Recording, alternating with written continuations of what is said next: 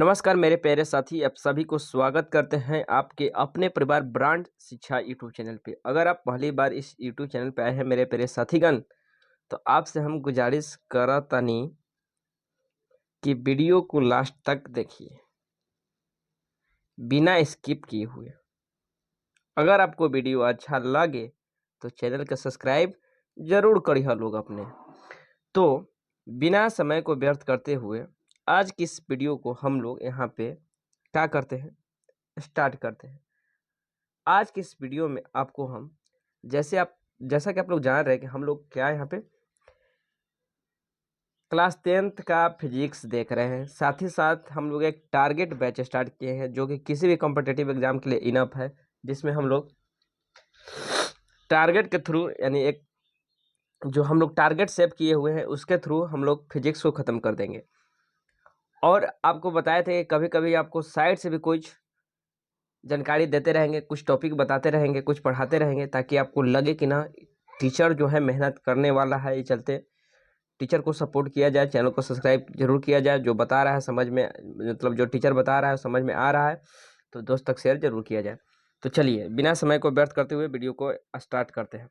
आज की इस वीडियो में हम लोग देखने वाले हैं, आप एक बार बार सुनते होंगे कि लोग सब हमेशा बात करता है कि ओम का नियम, आखिर ओम का नियम होता क्या है। तो सबसे पहले यहाँ पे हम देखेंगे कि आखिर ओम का नियम क्या होता है, जरा इंग्लिश में न समझते हो। जैसे लिखा जाता है राम का गाय यानी राम्स काउ, राम का पेन यानी राम्स पेन, वैसे ही लिखा जाता है ओम्स लॉ यानी ओम का नियम। तो ये घटना है मेरे दोस्त 1827 ईस्वी का। कब का घटना है? ये घटना है मेरे प्यारे साथी 1827 ईस्वी का। कि 1827 ईस्वी में एक वैज्ञानिक थे। कहाँ के वैज्ञानिक थे? वो जर्मनी के वैज्ञानिक थे, यानी जर्मनी उनमें रहने वाले थे, यानी जर्मनी उनका घर था। यानी घर उनका कहाँ था? जर्मनी में। जैसे हम लोग का घर इंडिया में है, वैसे उनका घर कहाँ था? जर्मन में या जर्मनी में। तो जर्मनी के एक साइंटिस्ट थे जिनका नाम था, पूरा नाम अगर बोला जाए तो जॉर्ज साइमन ओम था। शॉर्ट नेम उनका ओम ही है। आजकल दुनिया शॉर्टकट का जमाना है, हर बात शॉर्ट ही बोलता है। तो उन व्यक्ति का जो नाम था वो नाम था जॉर्ज साइमन ओम। वो बेसिकली टेक्निकल क्लास यानी टेक्निकल विश्वविद्यालय यानी टेक्निकल यूनिवर्सिटी के टीचर थे। उन्होंने बताए, यानी कि जो वैज्ञानिक का नाम था जॉर्ज साइमन ओम, उन्होंने बताया कि आपको आज के बाद हम एक घटना बता रहे हैं, इस घटना को देखिए और समझिए कि जो हम कहना चाह रहे हैं इस सच्चाई है कि नहीं। तो साबित करने के बाद बताए, और बताए कि देखिए हम एक बात आपको बता रहे हैं। क्या बता रहे हैं? हम नहीं बता रहे हैं, जॉर्ज साइमन ओम बताए कि जो हम घटना आपको बता रहे हैं, इस घटना को करिएगा तो हमारे बात को आप एक बात ध्यान में रखिएगा कि आप ताप के साथ यानी टेम्परेचर के साथ कोई भी वेरिएशन नहीं कीजिएगा। यानी ताप को आप नियत कर दीजिएगा, कांस्टेंट कर दीजिएगा। ताप के साथ किसी प्रकार का छेड़छाड़ ना कीजिएगा, यानी ताप को जैसे हम बोल रहे हैं वैसे ही छोड़ दीजिएगा।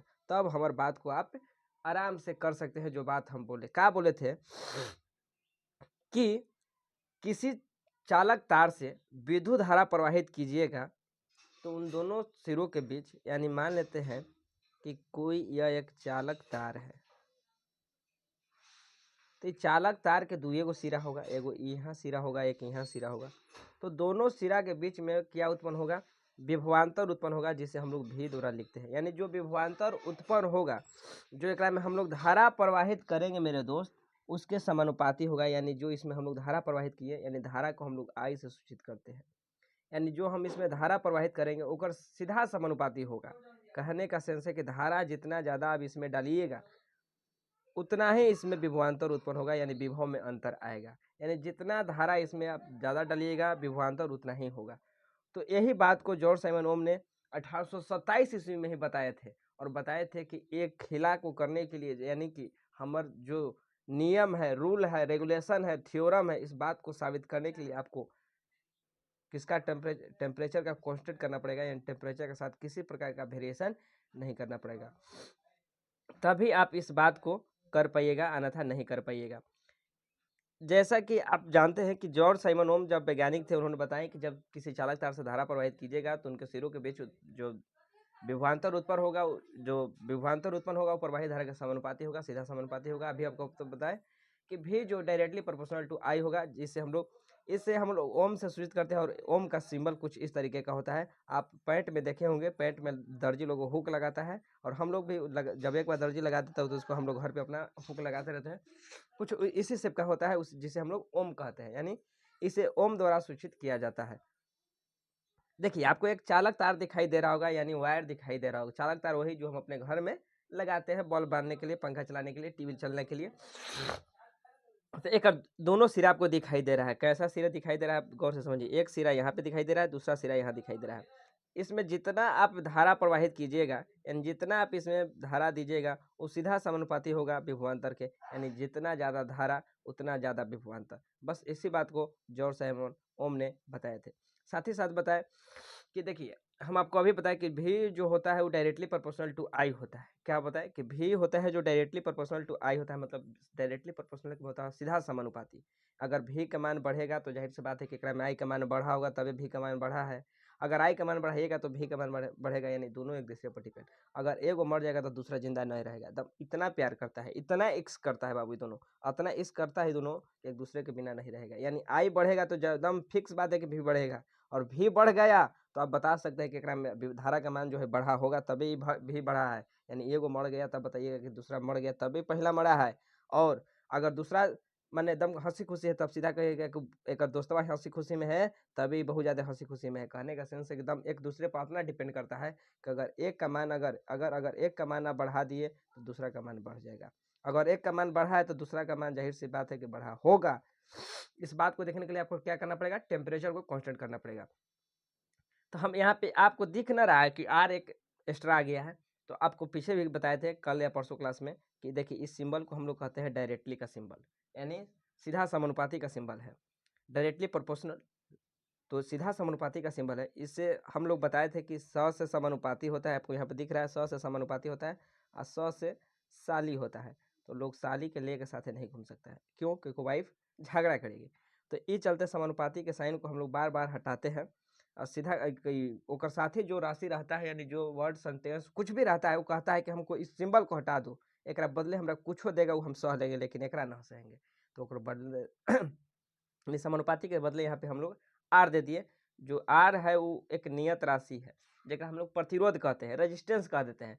तो इतना बात आप समझे होंगे। और फाइनली हम लोग याद करने के लिए भी बराबर आर आई कहने में थोड़ा सा दिक्कत होता है, जैसे कि ABCD में पहले आई आएगा और बाद आर आएगा। इस चलते हम याद करने में थोड़ा आसानी हो, इस चलते हम सीधा सीधा याद करते हैं भी बराबर आई आर। तो आज के बाद आप इस फार्मूला को याद कर लीजिए कि विभव विभवांतर बराबर भी बराबर आई आर, जहाँ पर आई जो होता है विद्युत धारा होता है, और आर जो अभी यहाँ पर दिख रहा है वो रेजिस्टेंस है, यानी कि प्रतिरोध है। तो फाइनली आई होप कि आप इस वीडियो के हेल्प से समझे होंगे कि ओम का नियम क्या है। तो एक बार पूरा हम रिवाइज कर देते हैं। यह घटना 1827 ईस्वी का है। वैज्ञानिक थे जर्मनी के, जिनका नाम था जॉर्ज साइमन ओम। उन्होंने बताया कि जब किसी चालक तार से धारा प्रवाहित कीजिएगा तो उनके सिरों के बीच में विभवांतर उत्पन्न हो जाएगा, जो प्रवाहित धारा के समानुपाती होगा। जितना ज़्यादा धारा दीजिएगा उतना ज़्यादा उसमें विभवांतर आएगा। बस इस बात को देखने के लिए आप टेम्परेचर को कांस्टेंट रखिएगा, टेम्परेचर के साथ किसी प्रकार का खेला खेलिएगा नहीं, यानी टेम्परेचर को किसी प्रकार का वेरिएशन नहीं दीजिएगा। इसे हम लोग ओम का सिंबल कहते हैं। ओम का सिंबल उल्टा हुक की तरह भी बराबर आई आर होगा, या भी बराबर आर आई कह सकते हैं, कुछ भी कह सकते हैं।